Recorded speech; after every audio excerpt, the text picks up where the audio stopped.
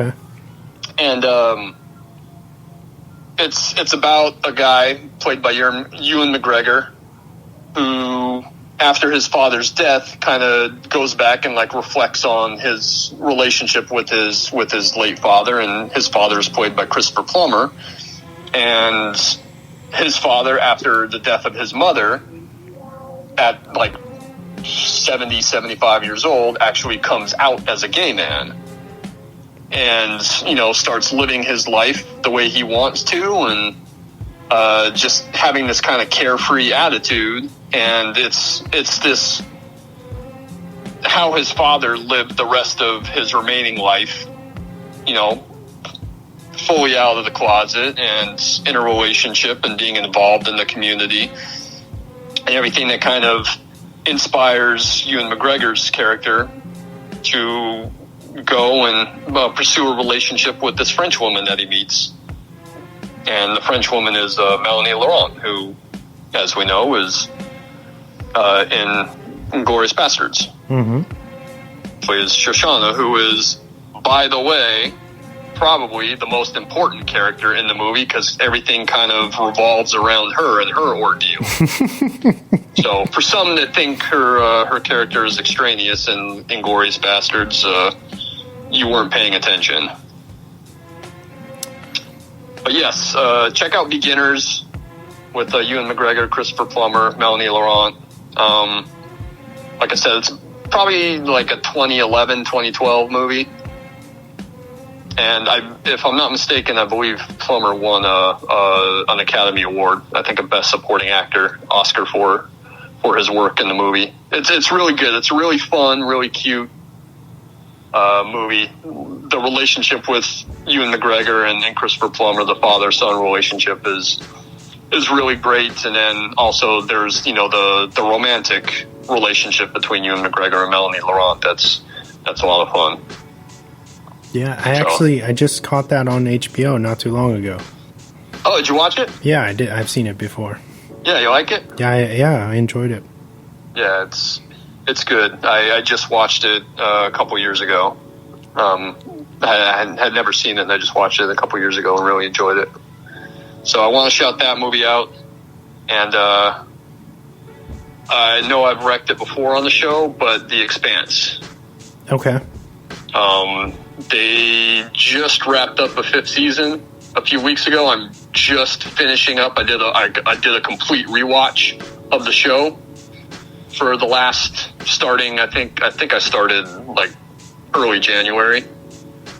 You know, watching an episode a night. Mm-hmm. So they just had a 5th season that wrapped up.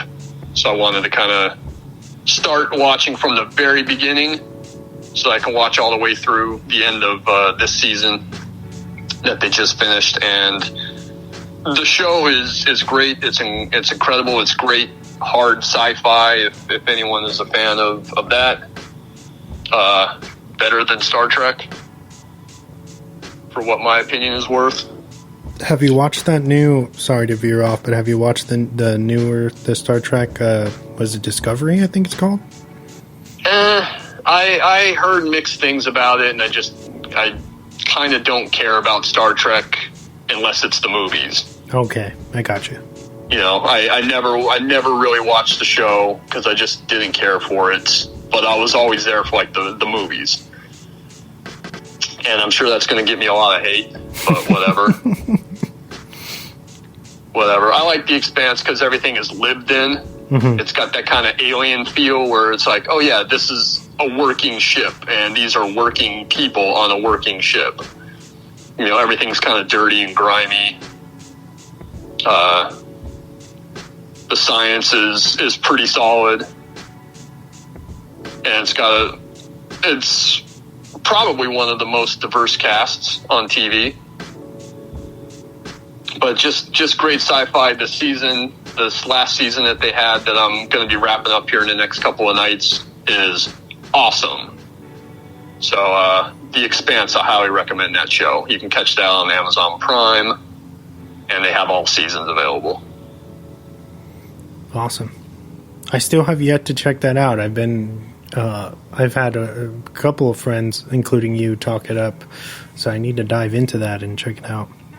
It's great. I don't know who they were exactly. The authors. There's actually two guys. They write under a pseudonym, so it's just one single author of the books. Mm-hmm. I don't know exactly what their relationship to George R.R. Martin was, but George R.R. Martin writes the Game of Thrones books, and this show very much has that feel to it, where it's this incredible world building, and a lot of characters and a lot of different things happening, but the storytelling is pretty epic, and that's what I've enjoyed about it. So definitely check that out if and when you ever get the chance. It was on Sci-Fi for a few seasons, and then Sci-Fi stupidly canceled it. Mm-hmm. I don't know if it was too expensive. They kind of have that that reputation of canceling shows, kind of as they're building their audience. But they canceled it, and then because Jeff Bezos at Amazon was such a big fan of it, he immediately picked it up. And they've done 2 seasons so far. I heard that they were going to do one more, and then that was it.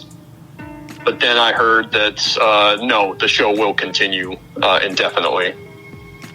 I think they have another 3 or 4 books. They've gone about a season per book, mm-hmm.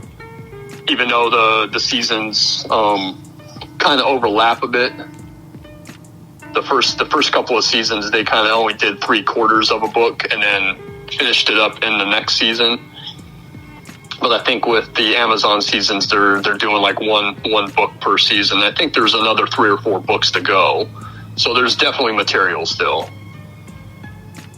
So I hope that they get a chance to finish out the entire series. So are the books already done? Like, are they completed? Yeah. Or okay. So far as I know, the last and final book has already been released. So we won't get another Game of Thrones conclusion? Ugh. Game of Thrones, which was awesome, and then as soon as they ran out of source material, the show sucked. Yeah, hopefully not. Hopefully they're able to finish The Expanse and follow the books to their appropriate end. But you can tell that Amazon's got more money because they're a bit spiffier with some of the effects and the locations. So yeah, definitely check that out if and when you get a chance, or if you're a big fan of sci-fi. Awesome.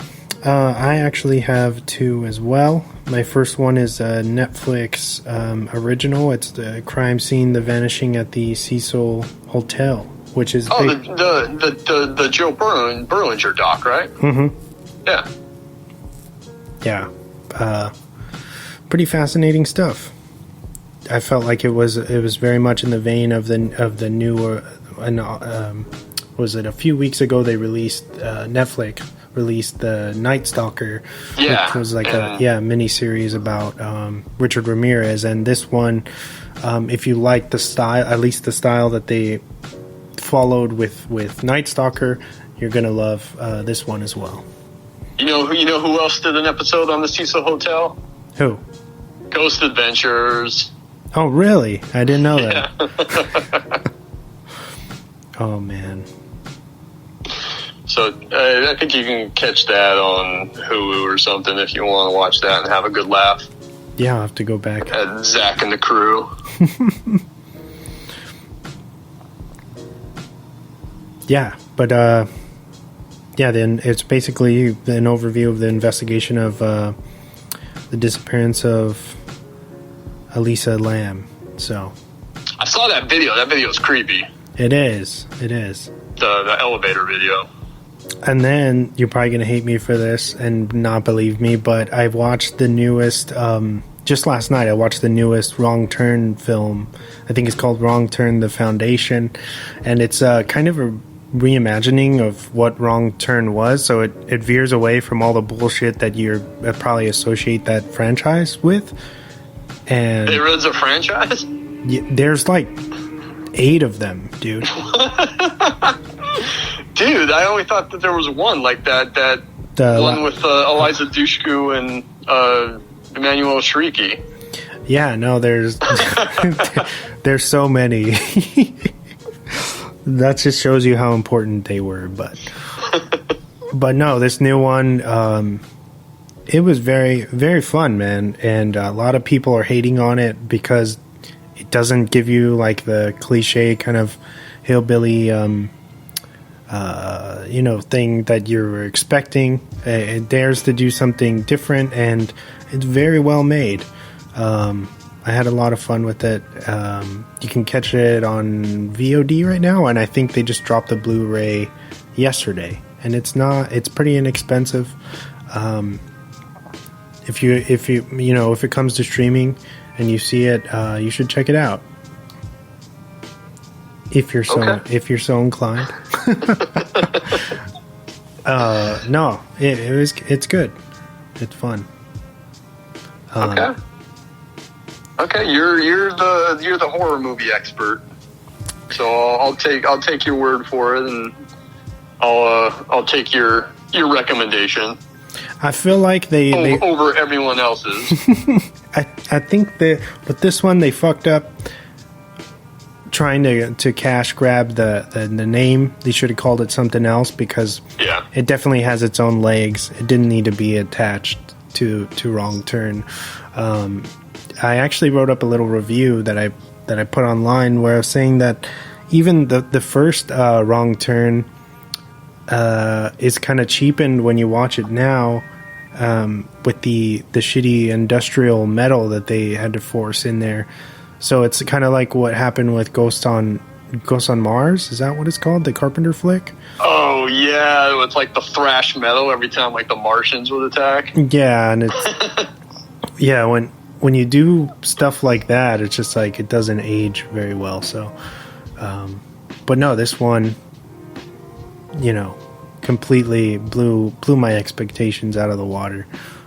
So yeah, everybody out there, if you trust me, check out Wrong Turn, the Foundation. 5, 4, 3, 2, 1. And now for the movie focus of the week. Alright, so we're talking about Inside Man this week. It's rated R. It's from 2006. It's a crime drama. It runs at 2 hours and 9 minutes, and it's got a 86 on Rotten. It was written by Russell Gewirtz, directed by Spike Lee, starring Denzel Washington, Chiwetel Ejiofor. Did I say that correctly? Ejiofor. Excuse me. That's okay. Jodie Foster, Clive Owen, Christopher Plummer, Willem Dafoe, and Kim Director. The film is set around 4 key players. First, we have the supposed crook mastermind in Dalton Russell, followed by the down-on-his-luck cop in Detective Keith Frazier, the powerful bank owner with secrets to keep buried Arthur Chase, and finally, the take-no-shit power broker in Madeline White. These characters are forced to cross paths when Dalton Russell and his crew take over the downtown Manhattan Trust Bank, and things escalate rather quickly for all parties involved. This is one of Spike Lee's highest-grossing films, and for good reason. The director had managed to pull off a glossy studio heist film that not only has a near-perfect screenplay by one Russell Gewirtz, but we also get dynamite performances from all our leads and secondary characters as well. With Spike's trademark political flair, he manages to bring up the issue of race and injustice in mostly subtle ways, particularly on the side of the police, until we are suddenly blindsided by what the bank robbers are truly after in a remarkable twist that sets the film apart from many in its genre. Inside Man is tough, witty, and as effective now as it was back in 2006. Thank you, and I'll hand over the reins to you, my man. That was a good write-up. That was a good write-up. I always appreciate the research and the you put your own little spin.